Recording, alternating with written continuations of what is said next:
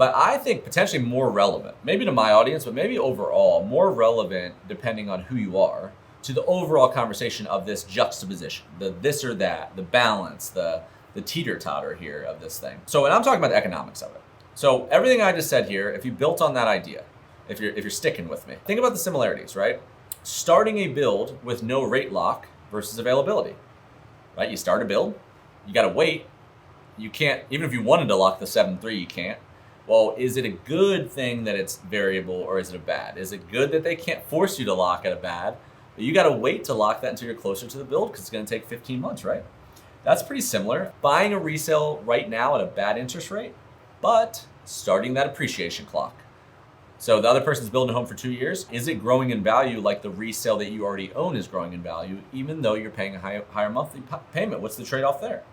How much do builder incentives mitigate the negative aspects of the macro real estate market, right? Like, I'm talking like whatever is going on, like market commodity driven stuff, interest rates, Fed related stuff you can't control. Builders having a problem getting rid of new homes are trying to incentivize you. What can you do there to combat stuff that you can't control? You know, I think that's interesting. And then this one, you know, I think you have an issue that maybe the rent versus own is a similar issue, but not exactly the same, is geography. You might not be able to go into every market that you want to go into and actually have the choice of new construction versus resale. They have to have the land to build. And Southwest Florida is a fantastic example, right? So this might be null and void depending on where you want to live, but interesting to be aware of if you're forced to do one of the two. So, you know, you can fall on many sides of this, right, in my opinion. But my 2 cents are, depending on I'm a forecast guy by trade, but this is something, forecasts are what they are, right? It's inputs. It's who's inputting the information and who can you trust, and no one knows. I don't think anyone knows. There's a lot of indicators. There are trends. There is history. History is an indicator of the future. But for your personal situation, most people, kind of like how I feel about, don't hate me, but how I feel about single voters, the collective matters. But for your personal situation, how much does a lot of the noise affect you personally? That's what to look at here, right? And depending on how you view the market forecast, I'm not someone that personally views there's some big gold rush coming on just waiting to wait. Like, I don't view a ton of risk in the buying versus the waiting, because I don't know if, like, you buy something now and we're at 3.5% all of a sudden, and you're like, I'm never gonna get that back, and like, and you waiting 2 years to guess if you're right there, to me does not feel like that good of a time investment necessarily. But for the same exact reason, I'm not someone that would say there's a big risk on waiting as far as it getting way worse either. So I think what it does is it almost levels out to a point of maybe a little bit better market to do what you want to do. Do what you actually believe to do. It's unfortunate that weird timing of the 3.5%, might never ever return in history, right? But it's the same with those people that are having problems selling their house, because if you're familiar with the lock-in theory, that's golden handcuffs, right? Because if they sell that, where are they going to go? And now they're buying in your market too. So there's goods and bads with all of it, I think, And if you get, we're really deep with new construction. I started kind of with new construction because of the logistics of resale.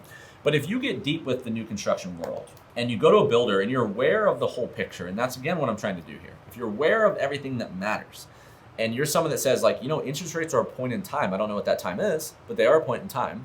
So what's most important? Then you can do some cool things. Like, the way I think about it are, okay, what is my leverage and who has leverage at any given time? Right now, interest rates bad equals a lot less buyers in the pot, right? That means a couple things. One, that means a lot of people would never be able to buy a house at 3% interest rates, because the people that buy it, there's so many, you're going to get crushed. No one has to give you a chance. Everyone putting 50% down is going to crush you at 3.5% down. No one has to take a risk. At bad interest rates, a lot less people don't want to buy at all. You can lean into that. Also, if builders are having a problem getting rid of homes, because now it's not anything goes, we can charge you $1 trillion in the world we lived in 2020. If that's true, then if they're giving you incentives, I would negotiate what the most important is. And if it's me, I'm going after principal. If the house costs less, you'll win out that conversation. I don't care if the interest rate is 20%, because if say bring this all full circle here, and I'll stop right circle. And you said, okay, yeah. I completely disagree with you. Interest rates are going to be at 4%. Bigger Pockets is saying 4%, 2024. Okay, that's fine. Well, what if you do you disagree that if and you're going to wait a year or 2 years because of what you just said. If you're that person, then do you also disagree with me if I say that what are builders incentivizing? They're doing a couple things, right? They're incentivizing, go buy this house.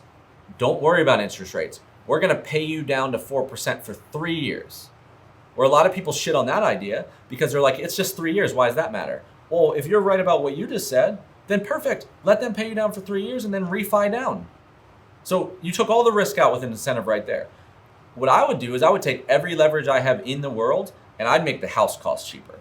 I was like, no, interest rates, I get it. I want principal. I'll buy it right now if the house costs $50,000, $100,000 less. And really run that economics, right? Use Ben, use your own analysis, use our spreadsheets, but really run that to see, is that true? Is it better over the long run to have $70,000 less principal of a home and to be able to refi down, or to be able to have someone put a stopgap in high interest rates because you truly believe in your heart that these things are going to drop 2 points and they're paying you down? If you're wrong, you could be on the wrong side of that equation, right? So this is all this juxtaposition, but the cool thing is it doesn't matter. I want you to be thoughtful, and not saying you're not thoughtful, but I'm just saying, like, I want to provide a conduit for it to be like, are we thinking about this whole thing right?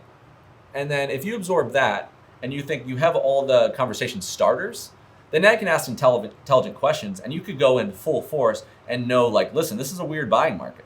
If you feel like you have leverage and they're offering you stuff, think about what they're offering you that's self-serving for them.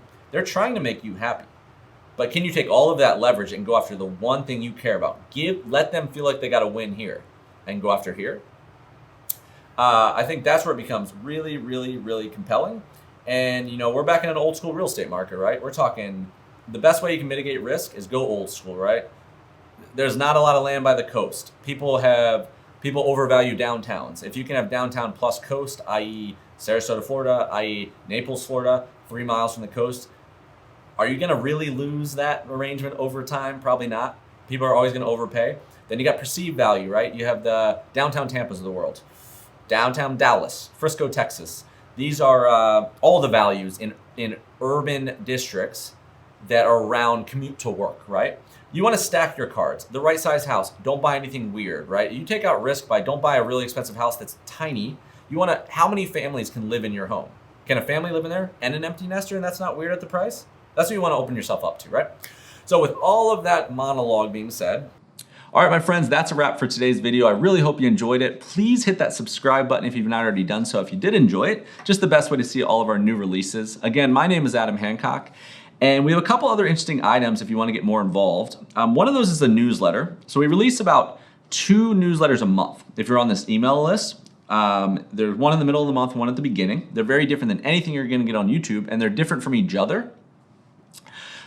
Secondly, we have a free tools and guides tab on the website that has a plethora of relocation guides, analytical tools. We're going to pour a lot more into that bucket as well, but you can have all of that at your access at thesunshinestateco.com.